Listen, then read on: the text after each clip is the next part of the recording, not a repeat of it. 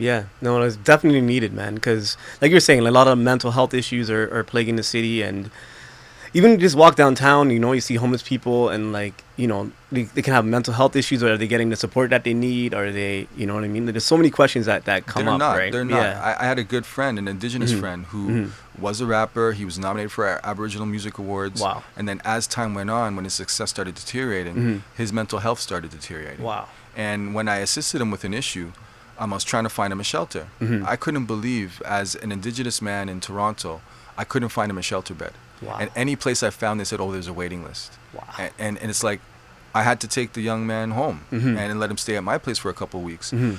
The supports are not there, right? And we really need to rethink: are we invested in Toronto as a business? Is this a business? Is Toronto a business?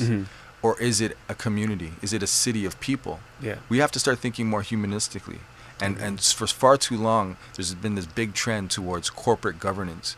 Yes, cities need to make money, but you can do that through human resources. Yep. The more vibrant your city is, the more friendly it is, the more fun it is, the more culture that happens, is the more tax revenue you're going to bring in. Yep. So let's not cut slash services for people just for the sake of saving a dollar, when we can spend money on those people, make the city safer, more prosperous, and then those dollars will come in as a result. Exactly. So, you're a lawyer, you own the studio, you're a big part of it in the hip hop community in Toronto.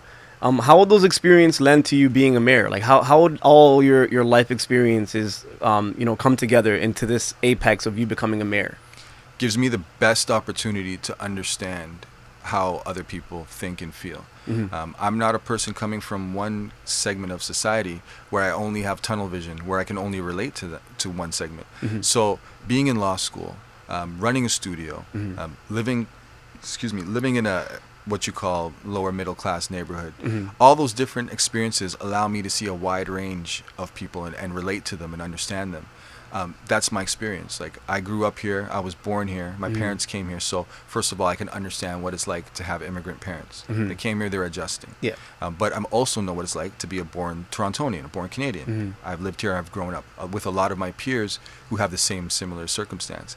But then being exposed to people with socioeconomic conditions that are oppressive or detrimental, I now understand what it's like not to have money, what it's like to struggle for bus fare or for groceries. But then also going to law school and being around people who are affluent, who have things, I also understand what are their concerns. They're more concerned about how the city's operating on a higher level financially and saving money and cost. And I'm understanding of that. And then being in academic circles also helps, right? It helps me understand how high-level academic thinkers think. But it's this notion that there's so many people in politics that want to talk about what's going on in those communities, without ever living in one or actually being friends with families that are in one, or having to share the pain that comes along with that. Exactly. And I can share that pain. I can share that struggle. But I can also share the success and the understanding. And most people don't know, but I'm a single father. I raised 2 kids on my own. Wow. They're young adults now, but you don't hear men usually taking their children and raising them on their own. Yeah. And I have 2. And that also exposes me to what it's like to have to struggle for daycare and subsidy, to have to take the bus from downtown work and try to get over before the 6 o'clock cutoff time, right? Having a father, unfortunately, that had to suffer through disability. I understand what it's like to call the wheel-trans line and not get a response, or what it's like to try to take a wheelchair up a set of stairs, and accessibility issues are huge. And again, having friends and family that have been close to me, that have suffered through mental health, again, I understand those issues because I've been exposed firsthand to them. So me, with my life, I think I would be one of the best candidates for mayor just because of that wide range of experience. I can relate to all segments of society, regardless of race or religion. I accept all people. I'm not just for one community. I'm for all Torontonians. I'm a humanist first before anything. And I think that's what Toronto needs. They don't need any more career politicians. That's changed. Yeah. Doug Ford's not a career politician. He's doing what he's doing.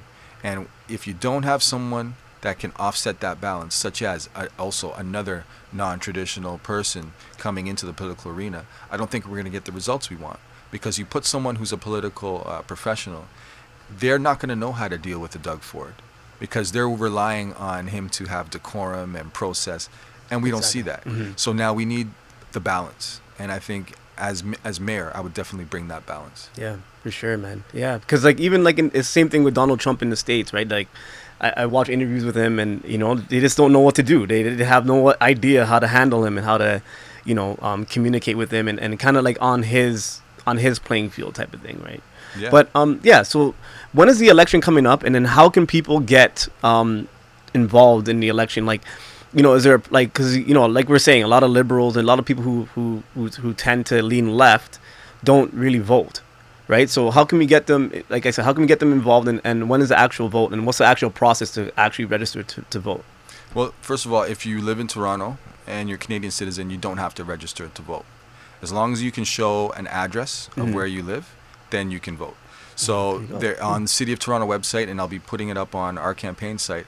We'll show a list or a link to the list of all the voting locations. Okay. But all you got to do is bring your ID, with your driver's license with your address, or a bill with your address. Show up at the polling station that's closest to you, that's for your area, and say, I'm here to vote. And they'll check your name on the list. They'll add you to the list if you're not there, and then you vote. If you want to be proactive, you can just make sure you're registered to vote. Just go to the City of Toronto website, toronto.ca, click on elections, and it'll show you how to make sure you're registered. That's an important thing. But really, you just come out October 22nd and cast your vote. If you really want to be proactive, again, they have advanced voting days that take place before October. So look out for those when they'll be announced. Now, since Doug Ford has announced that he's going to be changing the ridings and boundaries and amount of councillors, that's going to cause a big delay in the way things roll out. But still remember, October 22nd is the voting day. It's not going to change. Even if you have a criminal record, you can still vote. Even if you're out of the country, you can still vote. Even if you live outside the city, but you own property in the city, you can vote. And those are things that a lot of people don't know, but those are things that we need to educate them on. And one thing I really want to take some time to do is a lot of people don't know or understand the different levels of government. And I'll just break it down really quickly. Sure. We have our country, Canada. We have our province, Ontario. And we have our city, Toronto. Yeah. So country is federal elections. So every four years or so, we have a federal election. Justin Trudeau is the leader of the Liberals. He's the prime minister. That's what we voted for. Then at the same amount of time, every 4 years or so, we have a provincial election. Yep. That was the one we just had previously in June. Doug Ford won. He's the leader of the Conservative Party, and the Conservatives got the most seats, so now they control the House. They're the provincial government. Now we're having the municipal election, which is each city across the entire province has their elections around this time in October, late October. And you're electing your city councillors and your mayor. You're also electing your school board trustees, whether it's a Catholic school board or a Toronto District School Board. And when you're doing that, you're basically deciding how the closest form of government runs. Federally and provincially, there's parties: Liberal, Conservative, NDP, and Green. But when it comes to municipal politics, there are no parties. People may have a personal affiliation, but they're not running on a party banner. So it's your best chance to elect the person instead of the party, because people get confused with when there's a big party. Oh, do I vote for the person or do I vote for the leader? You know, and they get distracted. But with the city elections, you can look at your councillors and decide of all the candidates which person you like the best, who's going to adhere to your needs. And the same thing with mayor. You know, there's going to be over 30 people running for mayor. You have a lot of people to choose from. But you have to choose based on who do you think is going to address your needs, your concerns. Who's going to make the best representation for the city. And I think in a city as diverse as Toronto, multicultural as Toronto, we need to really shift how our city is represented. We have to shift how our thinking of our leaders are in our city. Yep. And again, I'm putting myself up forward because I want our community and the rest of Toronto to get engaged. I want all people, regardless of, again, race, religion, society, socioeconomic class, to say, I believe in the right things. I believe in someone who's going to make a difference in a positive way. I believe someone who's going to be creative with solutions. And that person's me. And I really want and hope that people get up, out, and vote, because that's the most power you have as a citizen or a resident, is to cast your vote.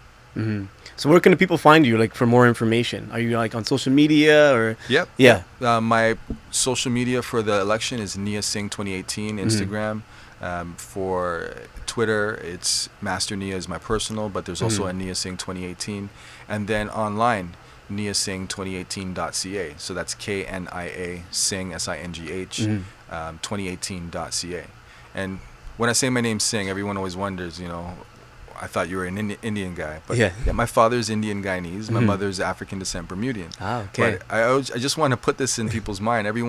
No one questions when a person of African descent is named Davis or Johnson or Jones, Yep. right? But find it funny when they question me and say, "Why is your name Singh?" And we have to be broader than that. We have to eliminate all those names and divisions, because there are so many mixed families and mixed race couples, and we're all a human family. Yeah, especially in Toronto, right? Oh, yeah. Especially in Toronto. Toronto, you're going to see all types of names associated with people who look a certain way. Let's start looking inside to people's mind and heart, as opposed to what their name is, or what area they're from, or how much money they make. Let's really focus on who they are and what they have to offer. Yes.